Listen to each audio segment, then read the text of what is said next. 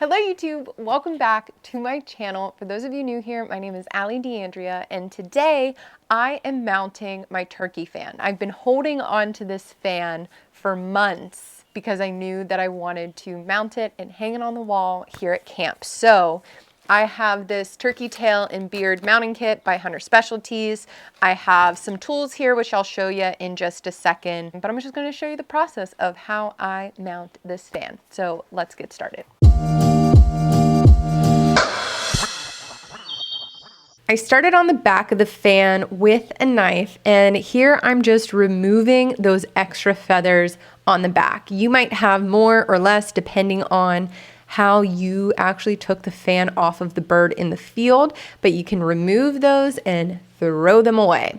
Then I flip the fan back over and I'm going to carefully skin these front feathers back along the pin feathers of the tail. This is another spot where you may have more or less feathers depending on how you removed the fan from the bird. You want to be really careful here. You'll see in a little bit. I was not so careful. Foreshadowing warning. But you want to skin those feathers back so that you're able to remove the meat in the tailbone. So I just used a pair of scissors to cut the tailbone away on the front and on the back of the fan. Now there's this nasty little gland on the front that you need to make sure that you remove, and this is why we carefully skinned those front feathers back. This oil gland needs to come out. You can just cut it out with your knife and disregard.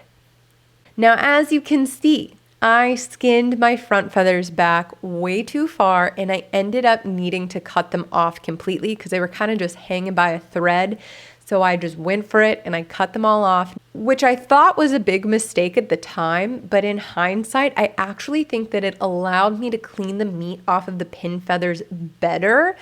And I was able to reattach it and it looked as if nothing had ever gone wrong. So if you're in this process and that happens to you, just know I made the same mistake and it still turned out great, maybe even better because I was able to clean it up better.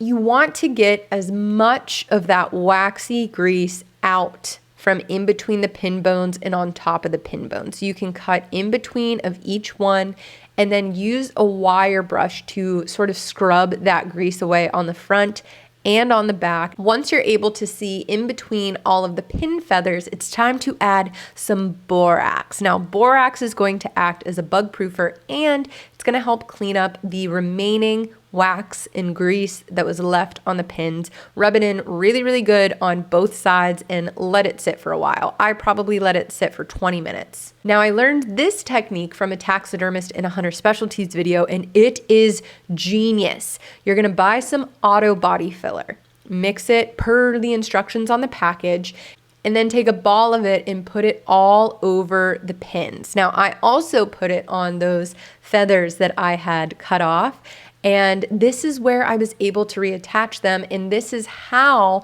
I shaped the fan itself, and it only took a matter of 10 to 15 minutes to dry versus other methods that can take hours, if not days, to shape the fan. So the auto body filler method is an A++.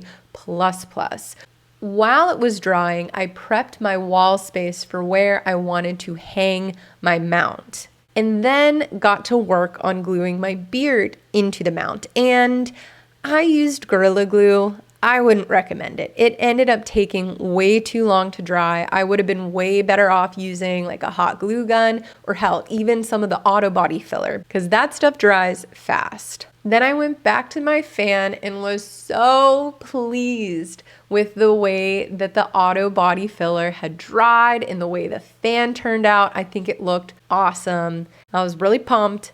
And then it was time to actually attach it to the mount. So I used a couple screws, followed the directions on the package, and it turned out awesome. Now I will say, I wish that I would have cleaned the fan itself before mounting it. I wish I would have used some water and shaped the feathers a little bit better because you can tell that they were a little bit ragged from my travels. But overall, I'm very proud of my little DIY home turkey mount, and I'm super glad I did it. This was my first Osceola. It was an incredible experience, and now I have that memory hanging on the wall. That is it for this video.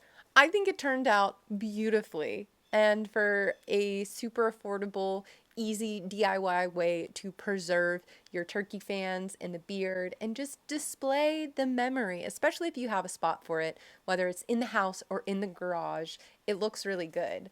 It has a very deserving spot on the wall. So I'm happy to preserve the memory. But that is it for this video, you guys. I hope you enjoyed.